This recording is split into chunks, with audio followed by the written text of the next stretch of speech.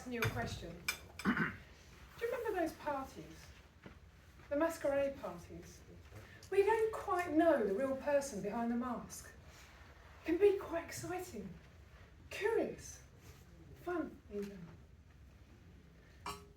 Except, what happens if you have to wear that mask every single day? Let me take you back. It's December 2019, and I'm heading towards security in Schiphol Airport, Amsterdam.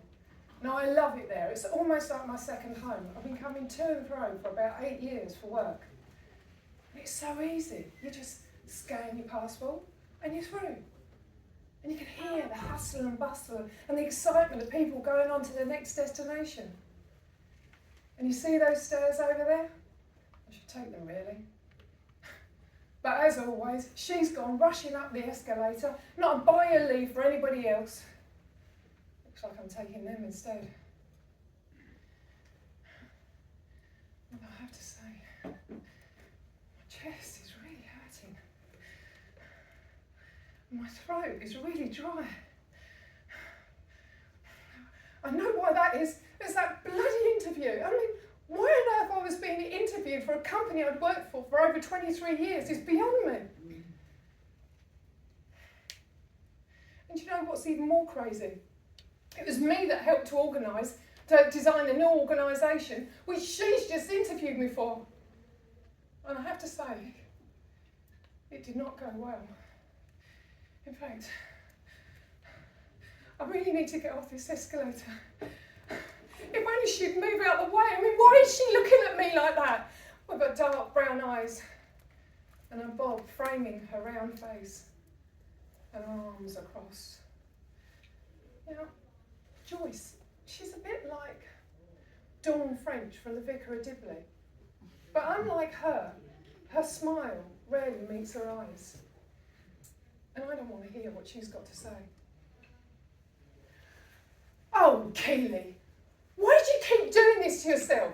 When are you going to realise you are not responsible for your team's future? In fact, your team have said you're not responsible for their future. You can't keep everybody happy.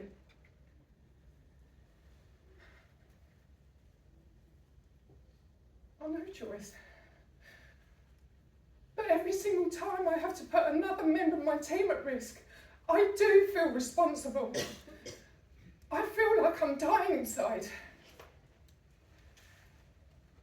I know, Keely, but there's only so much you can do. And do you know whose future you are responsible for? Your own. Do you know the interesting thing is that? It turns out that wasn't entirely true. Because not a month later, I'm sat across from Joyce, from HR, on a Zoom call.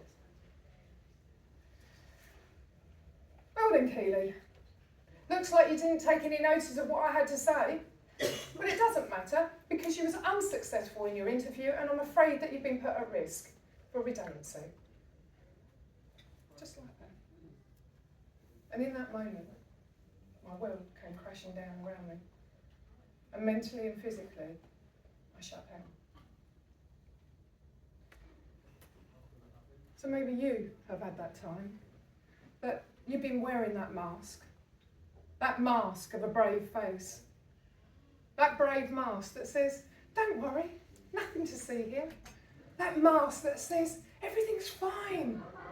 That mask that says, don't worry, I'll sort it all out. Now the problem is I still had some life-changing decisions that I needed to make. But unfortunately, I wasn't in the mental space to do anything about it. I'd been signed off sick by HR. I couldn't talk to my family or my friends. And COVID had struck and I couldn't even speak to a therapist. So I had to find my own way. I had to do it myself.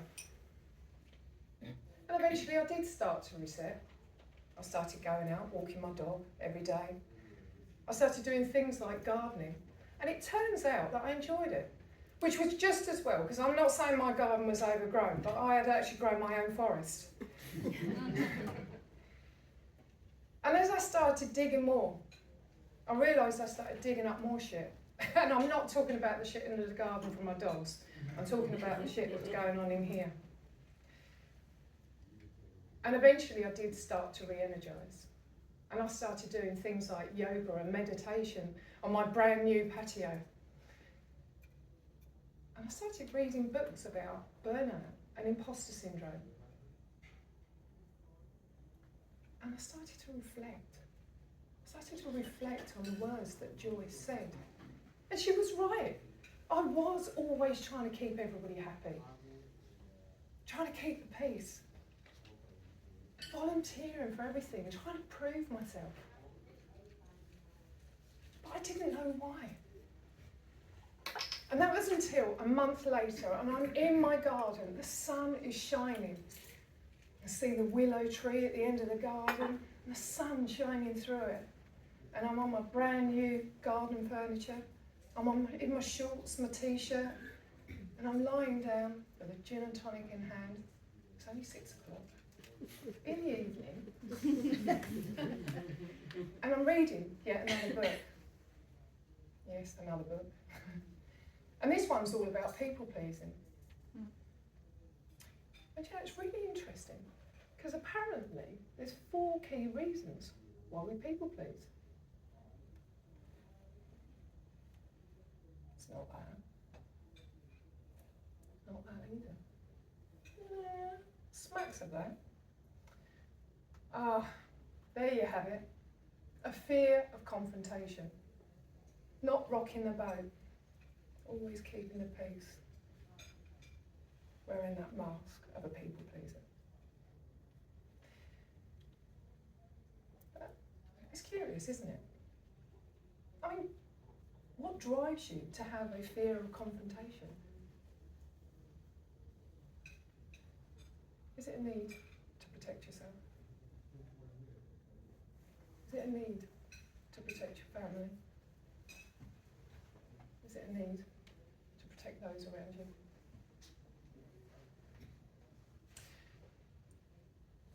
Now, I had to dig deep within me to find out why I was wearing that mask of a people pleaser.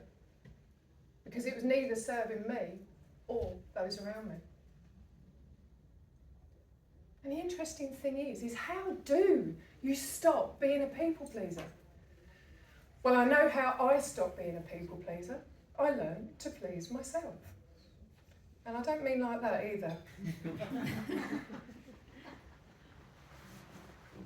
And I learned that by rediscovering what it was that I truly loved. Because over the 23 years I had within the corporate world as an executive, I love nothing more than training and coaching people. Seeing that light shine in someone's eyes when they have that eureka moment. Seeing them thrive, seeing them shine. And that was when I realised that I needed to take a step back from the corporate world. And I decided to take the redundancy and set up my own coaching business. Isn't it wonderful? When you can listen to the words that somebody else says and realise that you don't need to wear that mask anymore. Now, I would love to tell you, I would truly love to tell you that overnight I had people queuing down the street and waiting to knock on my door. But we all know the reality of that. And I also had my mum saying to me, "Are you really sure that you want to do this, Kindy? You've got no other income coming into the home." And of course I had my wonderful friends going, "A coaching business? What do you know about running a coaching business?" But I knew that I was on the right path. I knew that I had discovered what I truly loved. And little by little, things did start to improve. And you know the old saying, never work with animals or children or husbands? Well, I did start working with my husband, and I helped him to unlock something that was causing him anxiety, and I helped transform the way that he was thinking. And then I started doing things like 5-day challenges and honing my craft to help my clients. And then a couple of months later, I'm sat in this little tiny cafe in the heart of Canterbury, and I can smell the rich aroma of Italian coffee, and I can hear the chink, chink, chink of the china on the cups. So clearly it wasn't Starbucks. And she sat across from me with her short blonde hair and her blue sparkling eyes and a cherub-like face. And she looked so excited. Keely, you're never going to believe it. I finally done it. I'm no longer working 70 hours anymore. And me and my husband actually went out. We went on a date together. And my team are performing so much better. And we're sharing ideas together. And our performance is high. I'm sleeping better. I'm feeling better. And my relationship with my family, my friends, and everybody around me is just so much better than it has been. And that was when I realised that I'd cracked it. Because that was Sammy Engleby, founder of our own blinds company. And when she came to me, she was tired, exhausted and burnt out. She wasn't sharing ideas with her team and her family. She was just keeping everything to herself. And most importantly, she wasn't having those important conversations with her family. And where am I right now? Well, I'm now getting invited to international speaking engagements. And the first place I got invited to was the Crom Castle in Northern Ireland, and I spoke in front of the Earl, no less. And then I got Santander's Women's Leadership Programme Mentor of the Year. And then, last year, I made the amazing decision, as you do, to write a book in 7 days, which was dedicated to my brother that passed away the previous year. And it was #1 on his birthday. And by the end of the year, I was given Author of the Year for the PSA.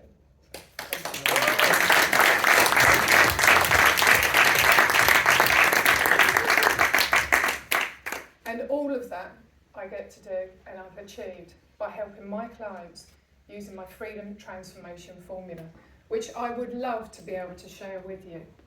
But before I do that, let me return to my original question. Life isn't a masquerade. Life is about being who you truly are and living life with passion, purpose and joy, and most of all, to the full. Thank you. Good afternoon.